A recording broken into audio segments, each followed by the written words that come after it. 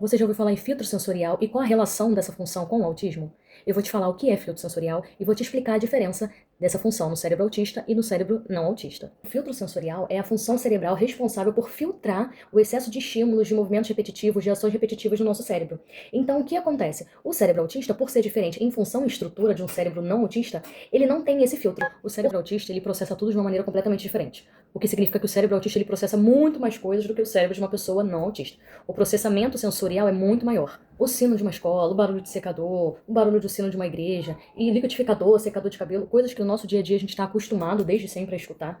Na pessoa autista pode trazer um incômodo muito, muito grande. Que abraços, toques indesejados, olhar no olho, que são coisas que pra gente geralmente é normal, pra muitos autistas, porém não todos, pode ser literalmente uma tortura, e não é frescura. Aquelas luzes que às vezes ficam piscando muito rápido e a gente não percebe, pro autista geralmente não vai passar despercebido também, porque é uma fórmula de estímulo muito grande. O cérebro dele capta todas as piscadas, por exemplo, de uma lâmpada, que pra gente passa despercebido. E aí vale lembrar que o autismo é um espectro. Por ser um espectro, nenhum autista é igual ao outro. Uns vão sentir menos os impactos, outros vão sentir mais. Mas, no geral, a tendência é que os estímulos para eles soem muito mais pesados.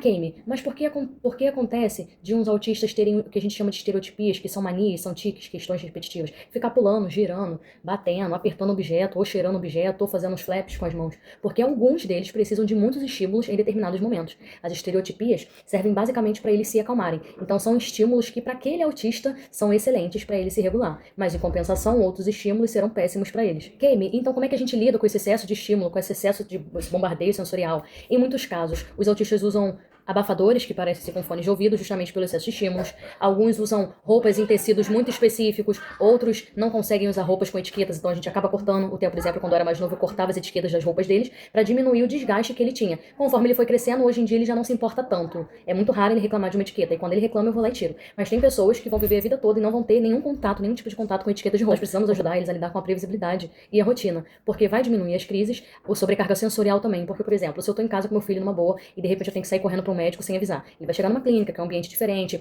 com várias cores, vários sons, vários cheiros, tudo diferente, várias pessoas falando ao mesmo tempo, a probabilidade de ele desregular e dar uma crise é muito maior, porque ele vai sofrer uma sobrecarga sensorial sem saber o porquê ele tem que sofrer aquela sobrecarga. Agora, é diferente eu já estar preparando meu filho desde ontem, ou há 2 dias atrás, para ir numa consulta hoje, por exemplo. Eu já tô mostrando para ele que lá vai ter sons diferentes, cheiros diferentes, um ambiente diferente. Então, a probabilidade dele desregular e desencadear uma crise devido ao excesso de estímulos é bem menor. Então, entende que as questões sensoriais para os autistas são muito mais extremas do que para nós que não somos autistas, e que a rotina e a previsibilidade também ajuda até na sobrecarga sensorial. Por isso é muito importante manter a rotina e a previsibilidade, porque diminui até mesmo o impacto das crises sensoriais no autismo.